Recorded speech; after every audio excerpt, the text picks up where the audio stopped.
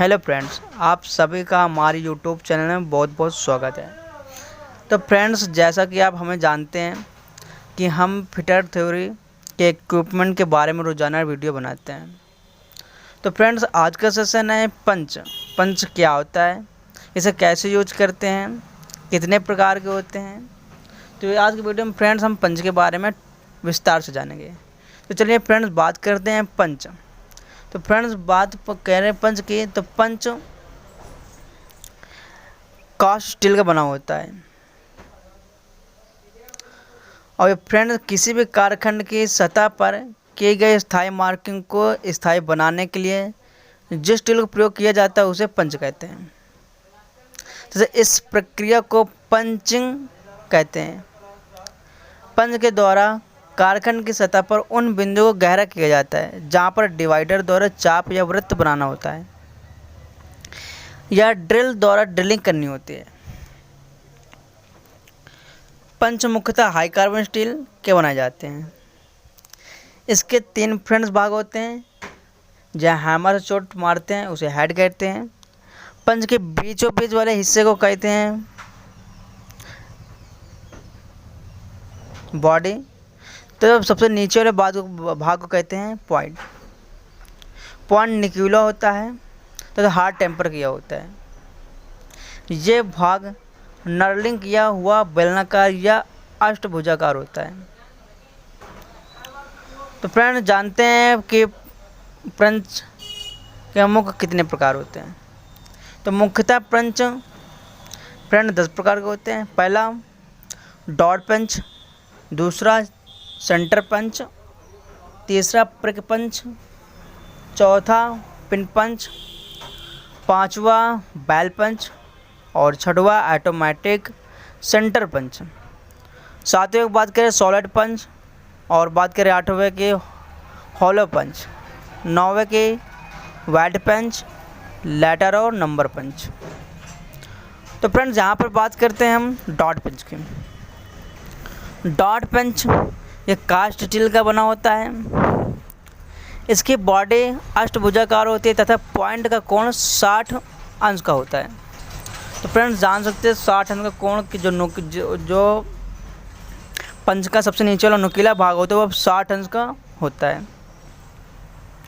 Angle को कम होने से बिंदु की गहराई तथा कम व्यास की बनती है। इसका उपयोग त्रिज्या, चाप आदि खींचने के लिए किया जाता है। तो फ्रेंड्स, अगर बात करें हम सेंटर पंच की, तो यह सेंटर पंच आकार में बड़ा डॉट पेन से होता है। सेंटर पंच डॉट पेन से आकार में बड़ा होता है। इसका पॉइंट का कोण 90 अंश का होता है। यूँ कहो ये डॉट पेन से सेंटर पेंच ज़्यादा पतला होता है, जिससे ड्रिल पॉइंट आसानी से पंच द्वारा लगाए गए सेंटर में बैठ सके। यानी कि इसका कहने यूँ कहा जाए तो ये ज़्यादा गहरा छेद करता है ताकि ड्रिलिंग करनी होती है, किसी कारखाने में छेद करना होता है तो ये आसानी से टिक जाते हैं।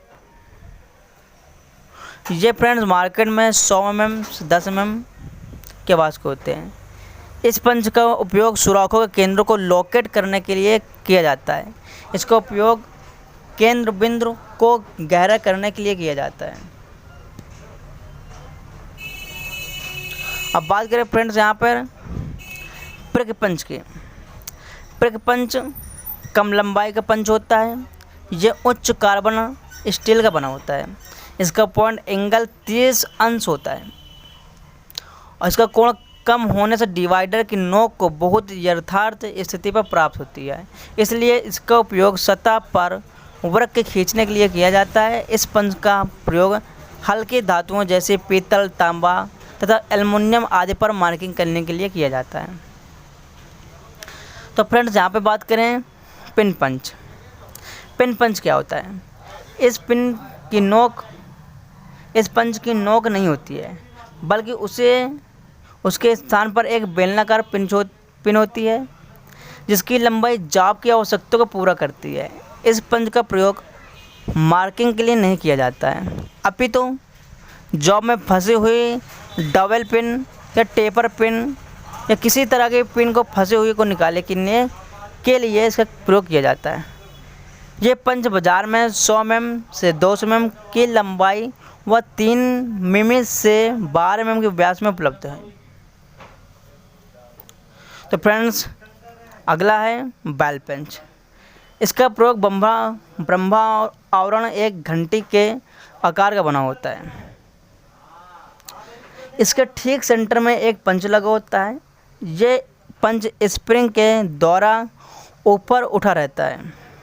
जब किसी बेलनाकार वस्तु का केंद्र ज्ञात करना होता है तो बैल पंच को ठीक उसके ऊपर लंबवत टिकाते हैं तथा स्प्रिंग पंच को नीचे मारने से केंद्र ज्ञात होता है।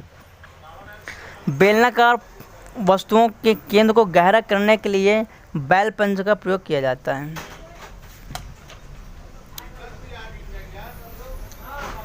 अब फ्रेंड्स, यहाँ पे आप देख सकते हैं इस चित्र में कि एक कारखंड के ऊपर बैल पंच रखा हुआ है। तो बीचों सेंटर में इसका एक पिन है जो ऊपर से हैमरिंग करने पर ये गड्ढा करता है। तो फ्रेंड्स, सब बैल पंच के बारे में जान चुके होंगे। तो अब आइए ऑटोमेटिक सेंटर पंच में। ऑटोमेटिक सेंटर पंच क्या होता है? तो फ्रेंड, ऑटोमेटिक सेंटर एक आधुनिक प्रकार का पंच है। इसमें एक स्प्रिंग स्टील का ब्लॉक इस प्रकार लिया जाता है कि पंच को दबाने पर यह पिन हैमर की उपयोग की गई मार्किंग कर देता है। जो इस पंच के पॉइंट 60 अंश तथा 90 अंश के होते हैं। इस पंच का उपयोग फाइल तथा सही मार्किंग हेतु किया जाता है। फ्रेंड, अब बात करें सॉलिड पंच की। सॉलिड पंच क्या होता है? इसके द्वारा एक ही आकार के छेद करना असंभव होता है। छेद करते समय सेट के नीचे पंच के अनुरूप डाई रखनी आवश्यक होती है। इस पंच का प्रयोग किसी सीट या गर्म लोहे के टुकड़े में आर पार छेद करने के लिए किया जाता है। इसके अतिरिक्त इस पंच का प्रयोग सीट मेटल शॉप या ब्लैक स्मिथी में भी किया जाता है। तो फ्रेंड्स, अब बात करते हैं हॉलो पंच। हॉलो पंच क्या होता है? हॉलो पंच, ये पंच अंदर से खोखला होते हैं तथा मुलायम पदार्थ में बड़े छेद करने के काम आते हैं। इसको पॉइंट वाले भाग के परिधि को चारों ओर से ग्राइंड करके धारदार बना दिया जाता है। यह 1.5 mm से 13 mm तक के साइज में उपलब्ध है। चमड़े की सीट हो, रबड़ की सीट हो या गत्ते की सीट हो को सुराग करने के लिए ये पंच का उपयोग किया जाता है। इसका फ्रेंड नाम होलो पंच। इसके नाम से विदित है कि ये होल करता होगा। अपन बात करें वैड पंच। वैड पंच क्या होता है? वैड पंच बनावट में खोखले पंच के समान ही होता है।